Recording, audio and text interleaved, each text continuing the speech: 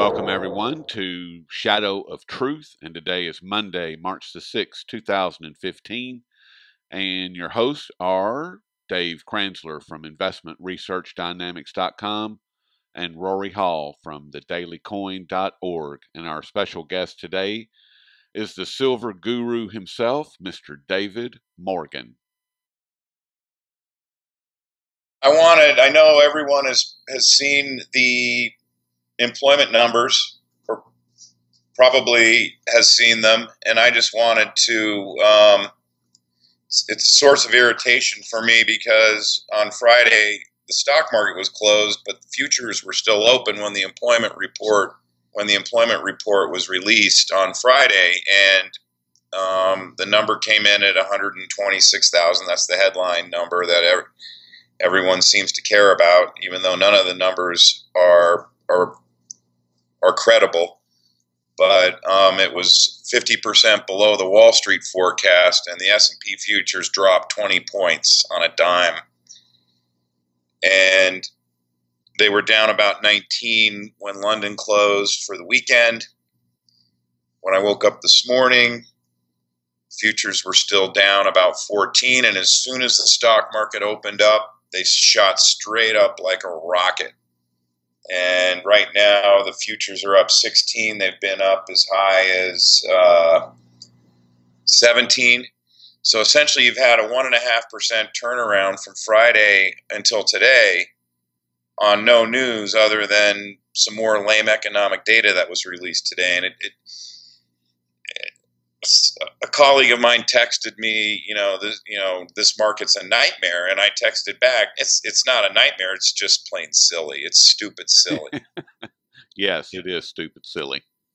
And what I thought was interesting about the employment report is the 126,000 number was based on the establishment survey is the survey which gives us the headline number of 126,000, and the household survey is used to calculate the unemployment rate.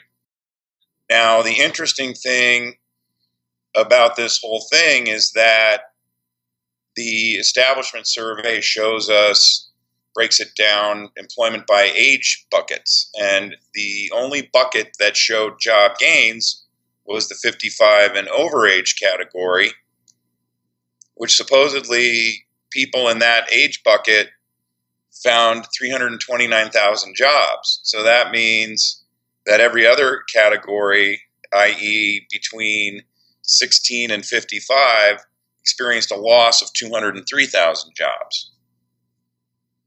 That's a lot. It's a hell of a lot.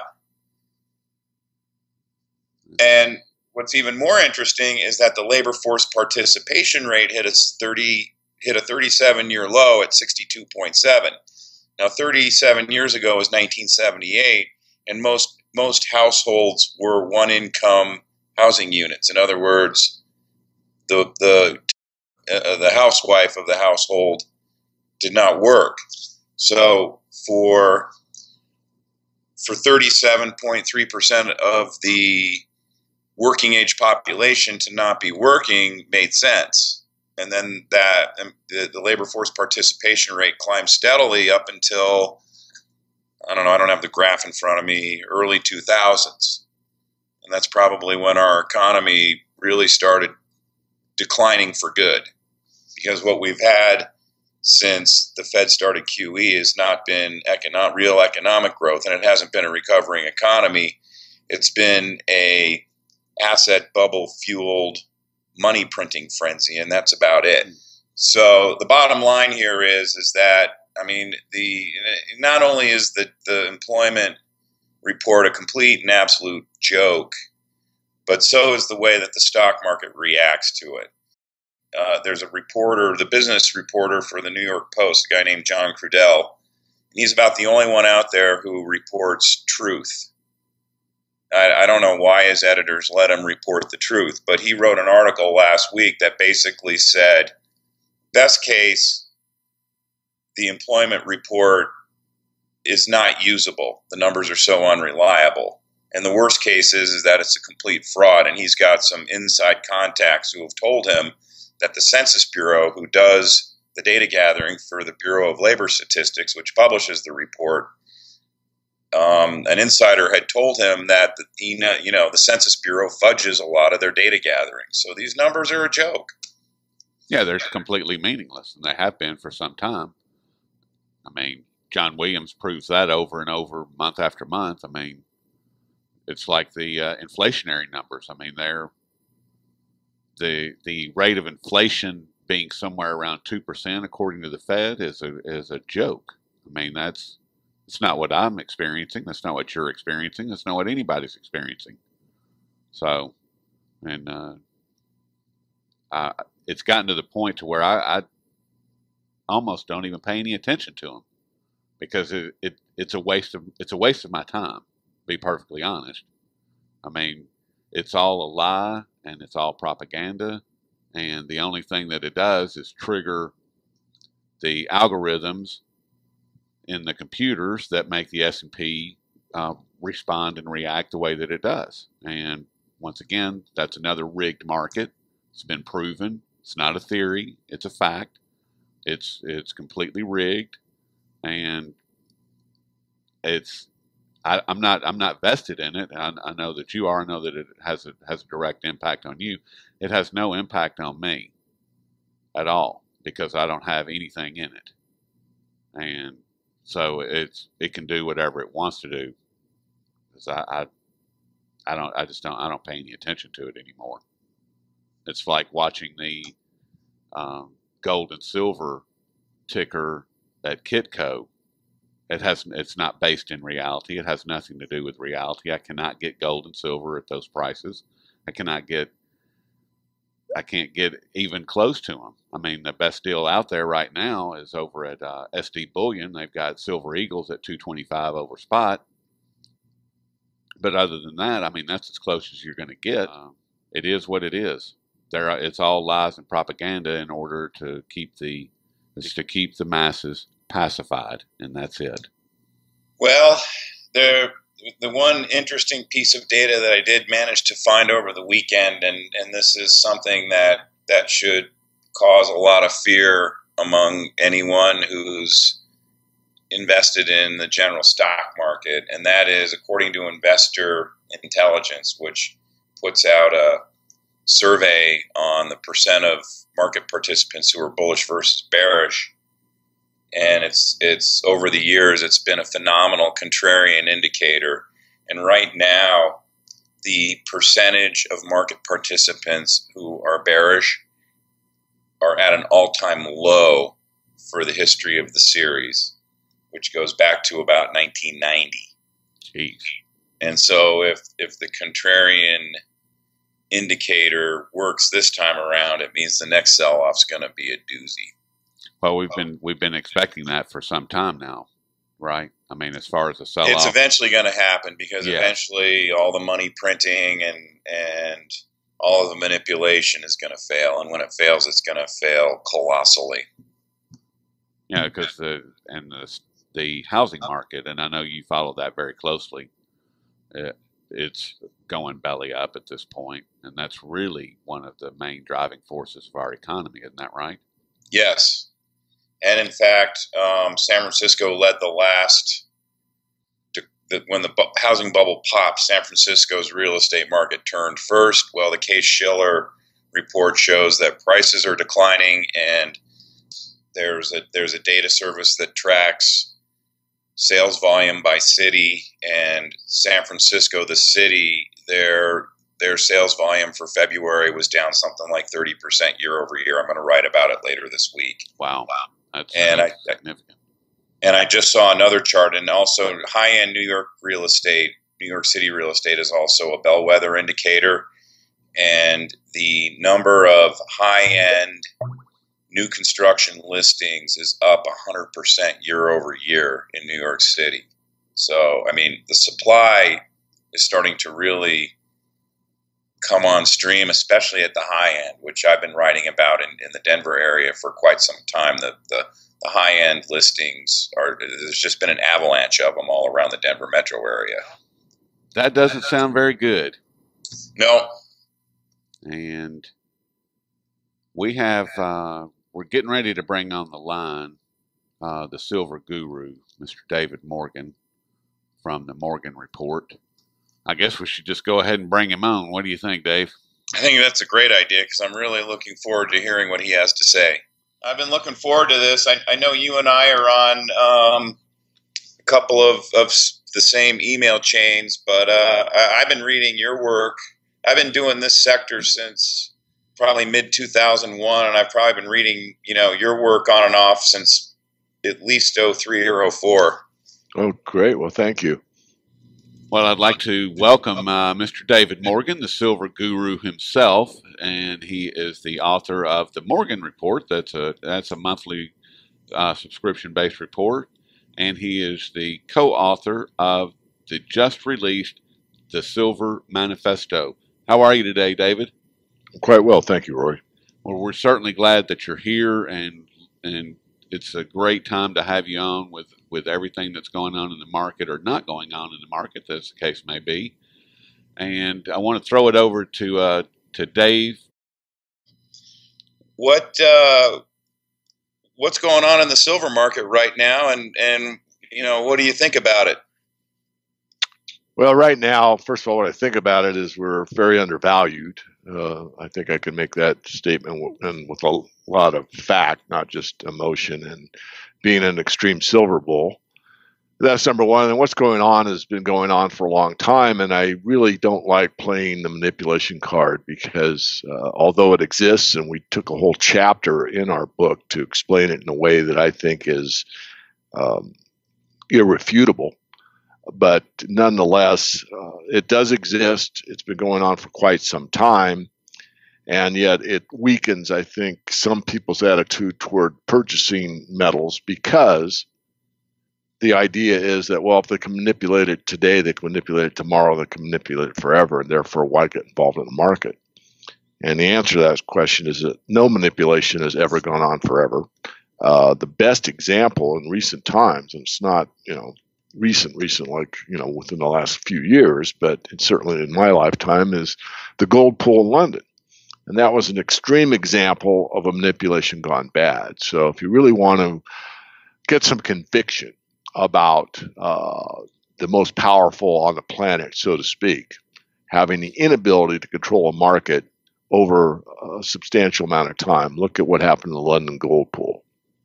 So that is the basis. Moving on, there's so many essential reasons to own precious metals, and I don't think we'll take the time to go into that. So where are we now? We're in I think, a breakout phase, meaning this will take, I think, quite some time from here.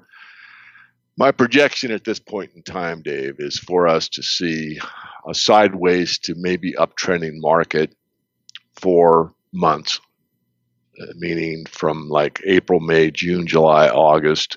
I think in September we might hit a low and then start up, or we could just start up in September. Don't know. I think September is going to be pivotal for a lot of reasons, but that remains to be determined. Having said all of that, let me just reach out to everybody and state that we will be doing an interview for the May issue of the Morgan Report. And in this issue, it will be with somebody that's been very accurate in their calls on the silver market using Elliott Wave. And it's not Prector, it's someone else that I met at the PDAC. And we had a nice chat before he spoke. He spoke from the platform just before I spoke. So it was just one of those called coincidences where I got to listen to his entire presentation. And I was very impressed with his work and what he said, and what his projections were for the gold market and the silver market were very, very robust. Basically what he said was, close your eyes and imagine the first 10 years of the market. Now close your eyes and imagine the next 10 years. In the next 10 years, I see gold going up tenfold. So let's think about that. 1,200 to 12,000. That's a pretty nice move for a decade. So he went through everything, and he made a couple references that I had a bit of an issue with. And one was based not on my work. He wasn't attacking me in any way, shape, or form, but it was a made it crystal clear what he had said. In other words, I knew what he meant, but the way he said it wasn't quite what he meant, if that makes any sense. I'm probably off on a tangent here. But we basically agreed at the top. We both called the top. And I think that was important for people in the audience because there were a lot of people there waiting to hear me speak. I was the next one up. So I made that very clear because I thought it was just important for him and for me to clarify that before it was my turn to speak. So I got up, spoke, and I thought, I really need to get, someone else. And I do this, not often, but maybe once or twice a year, I interview somebody that's in the space that's well known, has a good track record, et cetera. So we're going to have him participate as an interviewee in the Morgan Report. He's looking for a new low. I think the low was achieved in November 2014. But again, none of us are always right. Even this guy, his track record is good. I'd say mine is good. Is it perfect? No, no one is. No one. You go back, and I'm not trying to pick on anyone, but Jim Sinclair, Mr. Gold, and I know Jim not real well. I've had dinner with him one time. A great guy in many respects. But if you go back and look at some of the predictions he made, in fact, he even had, I think, $1 million bet, which actually didn't come to fruition as far as what the price of gold will be by a certain time. So anyway, all that aside, the important points to remember are this. One, no one calls the market accurately every time. Two, we're in a major bull market, and now is the time to buy, even though there's little buying. It's proof people don't buy bottoms, and it's extremely low when measured in constant dollar terms. And three, it will be the place to be when this market deteriorates further. So very long answer, but thank you. I just want to circle back. I had a couple questions that sort of I thought about while you were speaking. When I first started in this whole sector, silver was right around $4 an ounce. Okay, and so right now we're a little bit over $17 an ounce. In terms of relative undervaluation, how do you think the price of silver is now versus when it was $4 an ounce? Because I personally believe that the price of silver now is even more undervalued for a whole host of fundamental reasons than it was back in 2000, 2001. Well, that's an excellent question. In fact, it's almost the identical question that I posed to myself about a month ago or maybe 2 months ago. And so that's the basis. And there's a lot more in the last issue of the Morgan Report, which just came out. I mean, we're on the 6th of April as we're doing this, and I published on the 1st of April. In fact, today's actually the publication date. I publish the first Monday of every month, which is right now. But so I asked that question, Dave, and not to give the report away for free, but I do a lot for internet, and I do a lot because I've got a good heart, and I want primarily for people to wake up to the story. I mean, sure, I love them to subscribe, but that's not my primary purpose. I've got to make a living, but I want people to understand what's going on in the global picture. So with that preface, I looked at the true money supply and the price of silver, $4 back when you said to today's 17, and guess what? They're almost identical. So now we can get into the nitpicking, situation, and some will, because some don't have the economics background I do, which doesn't make me superior or inferior to anybody. It's just what I have studied most of my life, and I have a degree. That doesn't mean crap, believe me, because my degree is all about the Keynesian model. But I had already self-studied the Austrian school for quite some time before I went back to school to get my master's in business. And so I'm an adherent to the Austrian school. And using the Austrian school method, we use what's called true money supply. And that's explained in the Morgan Report. I'm not going to take the time to define it, but it's basically cash in circulation and a few other things. And if you do that math, you'll find that roughly $4 silver back when is 17 today. So it's not more undervalued, as you suggested, but it's equally as undervalued. Now, let's take that one step further, because this is probably the most important thing I'm going to say during this interview. And most people don't know it still. And that is that $4 silver back in the early 2000s was the lowest inflation-adjusted price of silver in all of recorded history. Now, think about that. Think about what I just said. Silver has been money on and off for what, 4,000 years? And we had an opportunity in the early 2000s to buy silver at the lowest price on an inflation-adjusted basis in all of recorded history. Am I making any sense yet?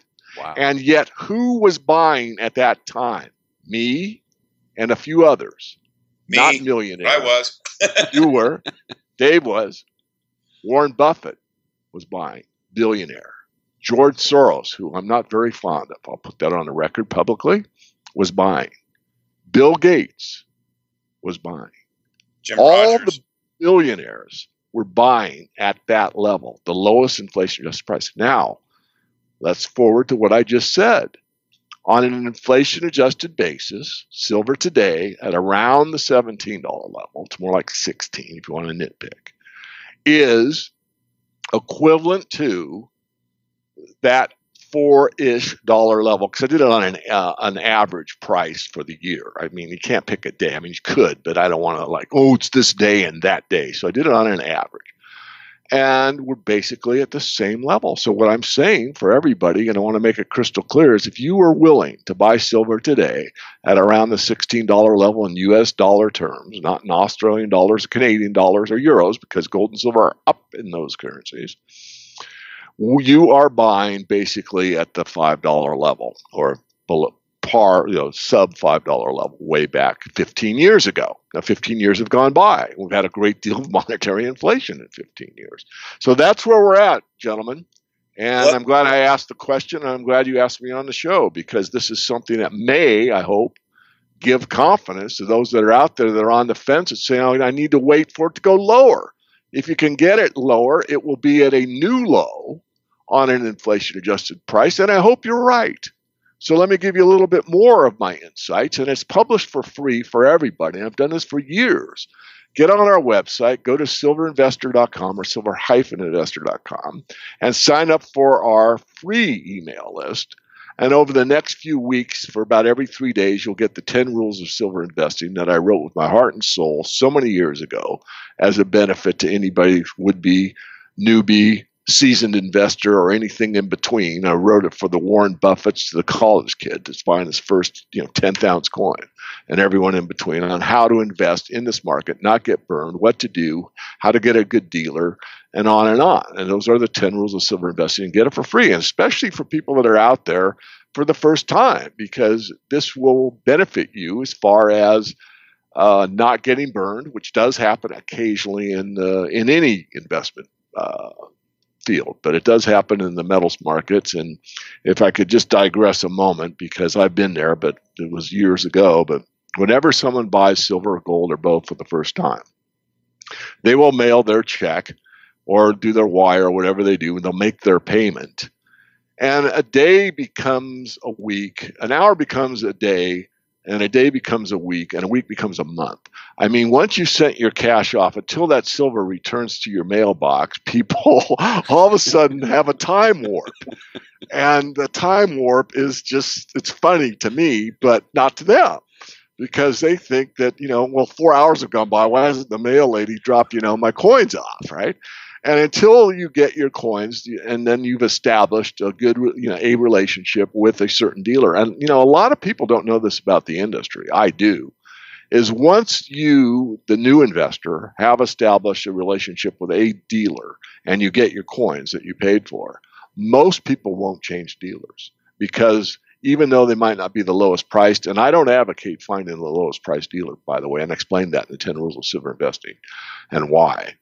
But once they've established a deal, they usually are very loyal to that dealer, because why go outside the box? You've got something, you can trust them. You send in your check, and 8 days later it shows up to your mailbox, as an example, and on it goes. So most people don't know that.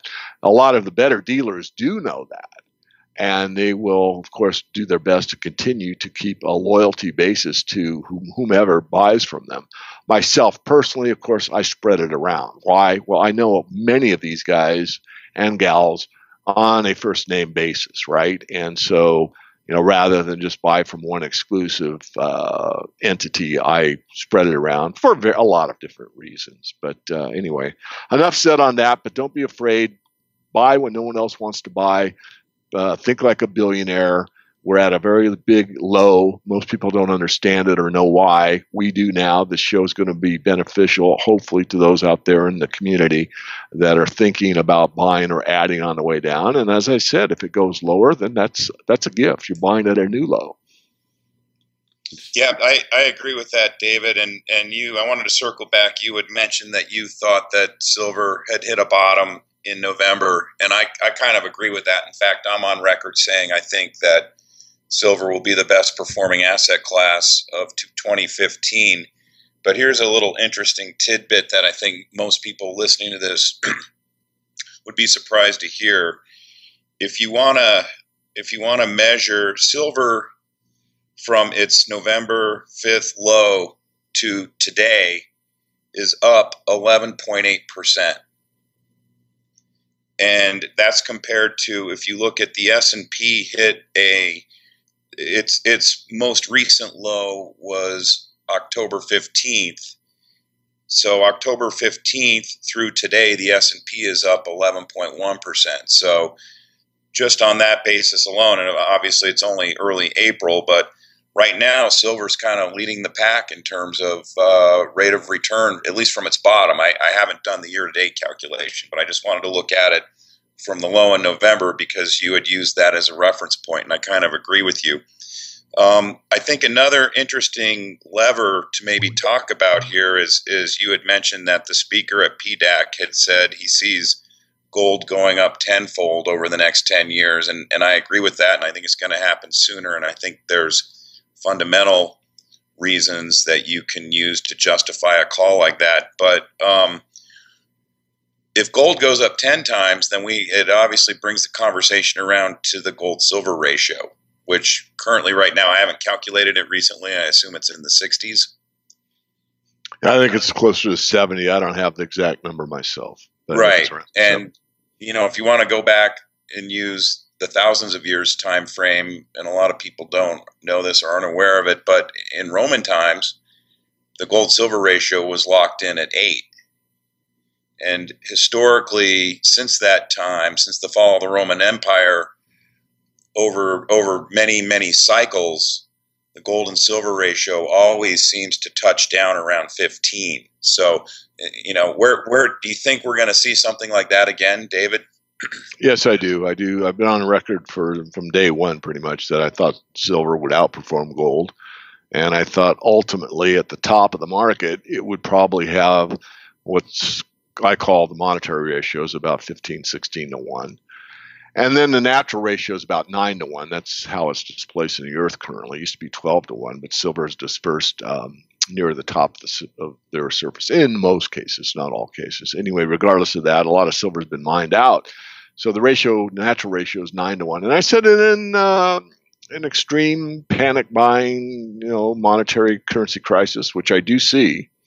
It could get down to 10 to 1. But that's just my guesses. I mean, it doesn't mean I'm right or wrong.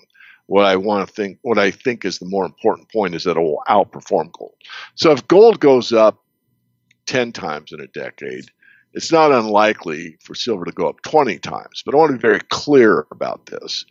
Silver accelerates at the end. If you want to get a feel for what I expect in this market this time, look back to the last market where silver made 90% of its move in the last 10% of the time. And I go through this in the book.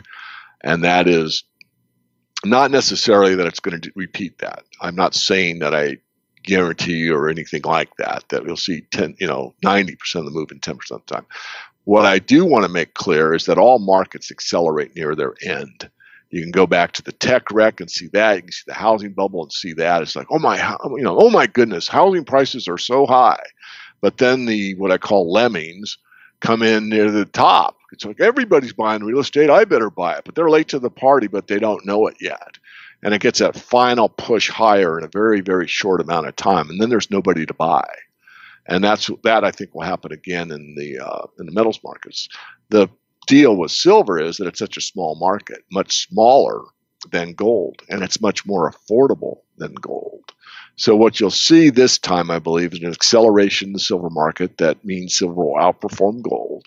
And also for those that are out on the mining side of things, if we get into a squeeze, and I think we will, meaning that it'll be difficult to get physical silver and gold in size, that a lot of people will move to the equities because, one, they're easier to buy. Most people have some kind of electronic trading account. You know, the postman on the block has one. I mean, almost everybody these days, it might not have much in it, but they have one. And so it's much easier to go on one of these electronic accounts and press a mouse that says XYZ gold mining or ABC silver mining than it is to go down to the dealer or go to the hassle. So they'll do that. So this will take the equities to an extreme.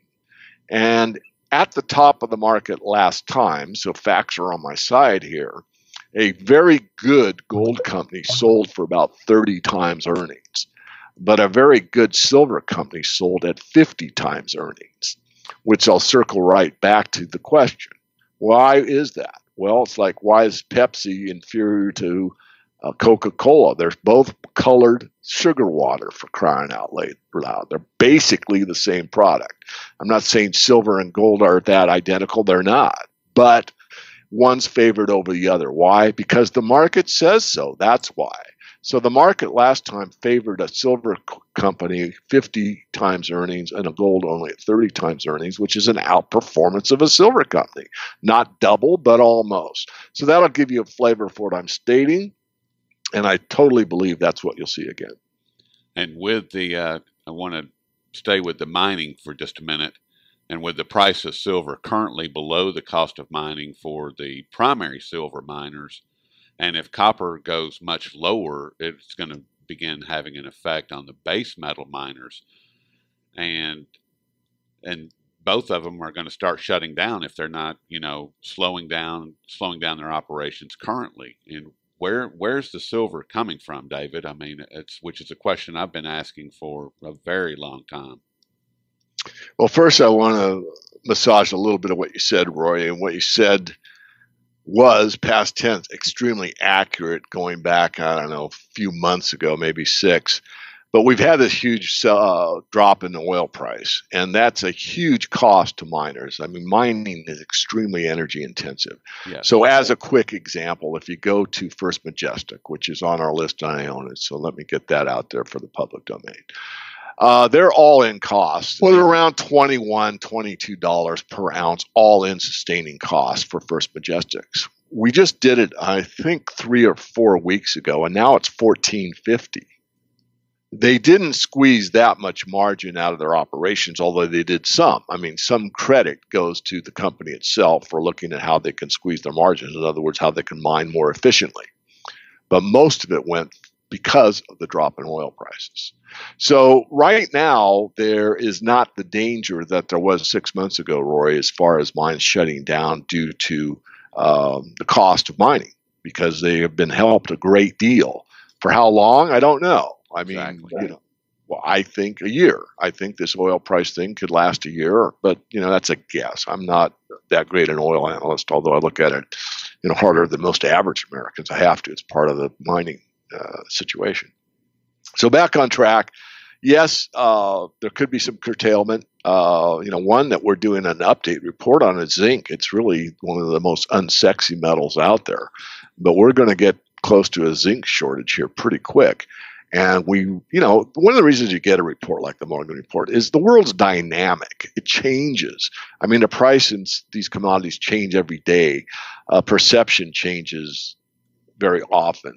And the other thing is, like the zinc study that we did, I'm going to guess a year ago, which I think we were the first to do it. We even led some of the bank analysts. Nonetheless, the situation is better for zinc now than it was at the time of that first report. So again, it's not it's not silver, it's not gold, it's not sexy, but it is a needed metal. In fact, what's interesting about zinc is that zinc doesn't have as many uses as silver does, but it's probably second place. There's a lot of uses for the zinc metal. Anyway, back on track. I think that the mining sector is more undervalued than the metal sector itself, but I want to be consistent because people ask, well, I'm just getting started. What should I do? You should always buy the real metal first. And I'm not a coin dealer, but that's where you really should start. Yeah, I'm not a coin dealer either, and I couldn't agree with you more. Get something that's physical in your hand and that you can hold on to. And I wanted to read something from your book, and this is from chapter 5. It's from the Silver Manifesto. And then I'd like for you to comment on it, David. And this is from page 103.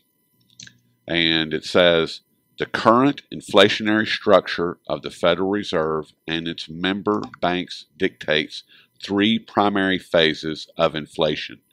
In this case, we will start with society having deflationary expectations, such as was the case after the 2008 crisis. Note that many think that inflation's only ill effect is causing prices to rise, but just as importantly is perhaps much more sinister in that it causes a redistribution of wealth. Those who get the newly created money first benefit, but at the cost of those who receive it last. It is the banking system, select corporate entities, and the political elites who receive the money first. If you would, I'm going to stop right there. If you would, David, just explain that out, just kind of for everyone to understand, because I, like you, like to keep it simple, and let's talk to the people that are new to this sector. I think the most important thing is, something I was taught as a kid, and I believe it, but it's a belief, can't be proven yet, and that is that you can't live a lie forever. Having that basis, the whole system is based on a lie, because the lie is you can get something for nothing. The adage that there is no such thing as a free lunch, I believe, is true. There's a price to pay for everything. And the price that society has paid for this ability of a few banking elite to create quote-unquote money, it's really currency, out of absolutely nothing, is going to have a day of reckoning. So what I said in the statement you read was that the banking elite and their cohorts get to produce what's considered to be money by the populace at no cost to them, and benefit because they get it first to use it, say fiction really, a legal fiction, to use it to buy wealth. In other words, to buy real estate or buy a yacht or buy another home or create a business or loan it to basically the public at large. And the public at large could consist of legal fictions like corporations, individuals, car dealerships, real estate ventures, etc. So they have the ability to create something for nothing and foist it on the people. And this game has been tried time and time and time again. The idea that history repeats is accurate, and yet the greatest lesson of history is that people don't learn the lessons of history. But every time this has been foisted on the people, at some point it backfires or the truth comes out. The lie cannot be lived forever. The problem is, and you can check my work for free, the stuff I've done for free for years, which has been a pretty substantial body of work, and I think Dave will attest to that if he's followed me as long as he says. As I said, what worried me the most, and this was in the year 2000, early 2000s, 2002 or 3, I believe, is that not is it only the Roman Empire this time, but it is a global empire this time. So as the dollar goes, so goes the world. Now, I must interject, as I said a moment ago, the world's dynamic and things change, and it's obvious that the BRICS nations, at least at the surface level, are looking to escape the dollar demise by starting this Asian Infrastructure Investment Bank, the AIIB, by the BRICS starting their own settlement system, a competitor to the SWIFT system. And so there may be, and I say may, be the possibility that these nations may be able to escape the demise of the dollar, but I doubt it. Even if they have these entities up and working and they're really building infrastructure that's needed and basically benefiting members of their consortium, by actually helping the people with building infrastructure, et cetera, needed things. It may be too little, too late, in my view. But again, the markets know more than any of us. But that's the idea, that we have given the power, we've given our power to the banking elite to basically make them our rulers and us their subjects. Which is exactly backwards. Exactly backwards. No, the idea at the foundation of the country was that our rights were not given by man, but they were God-given, constitutionally secured rights. And we, the people, held all the rights given by God, and that only a small portion of those rights would be handed over to the government to protect.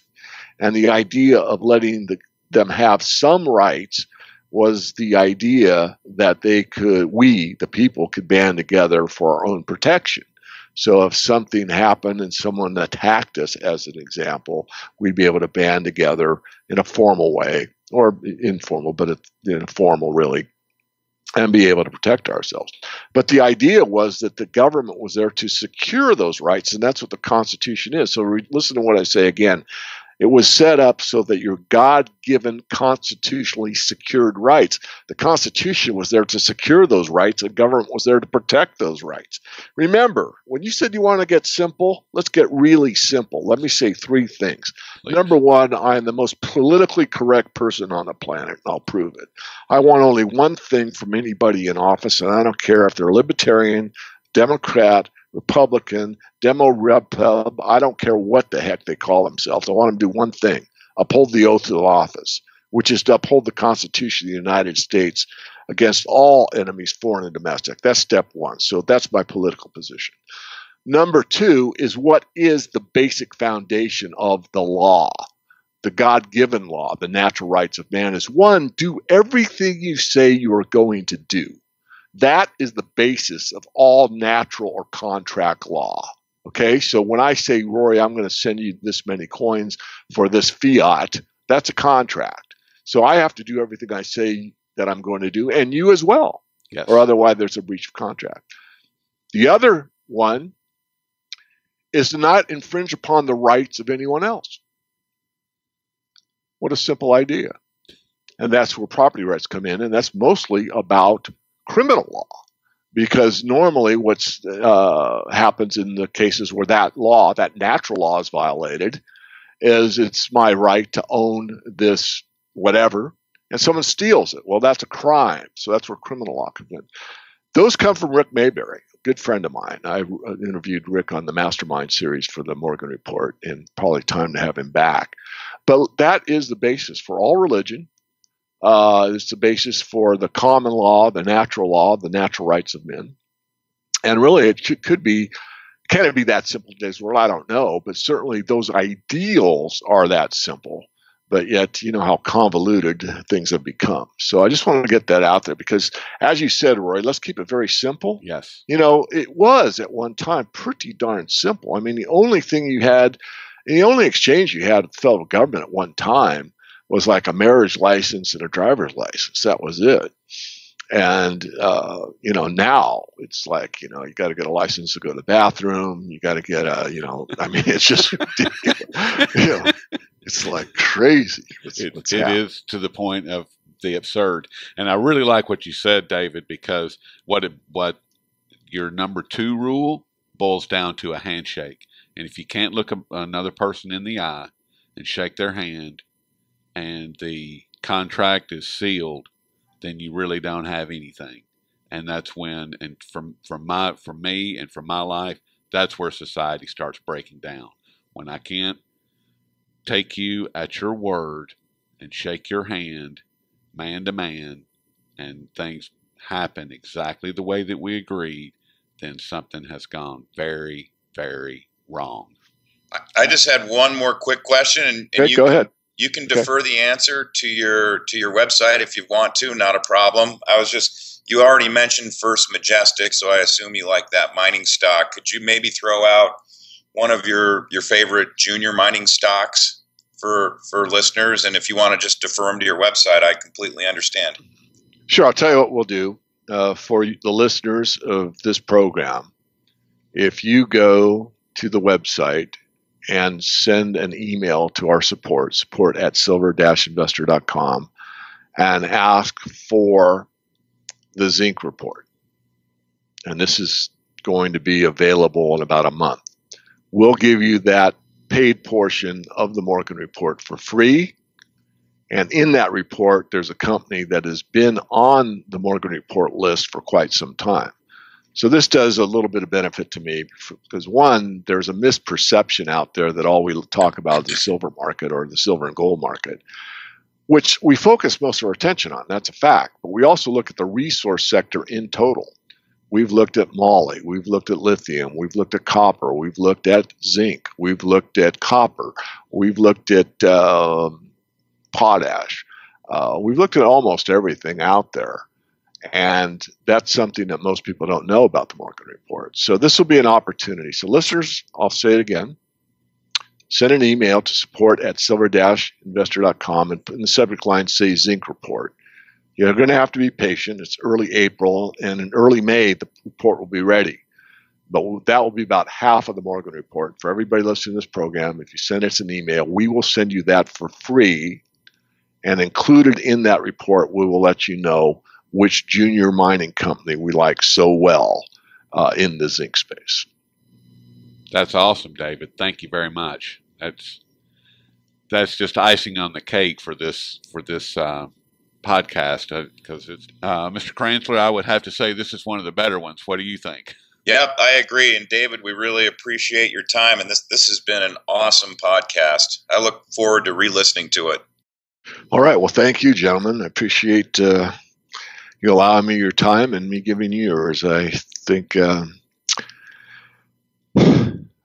it was well done. Also, not to pat myself on the back in any way, shape, or form, but I think the right questions. A lot of the interviews, that was a good one. Well, it has a lot to do with the questions, So thank you for asking some great questions. Well, thank you very much. You bet. All right, David. We'll talk to you soon. Very good. Thanks, David.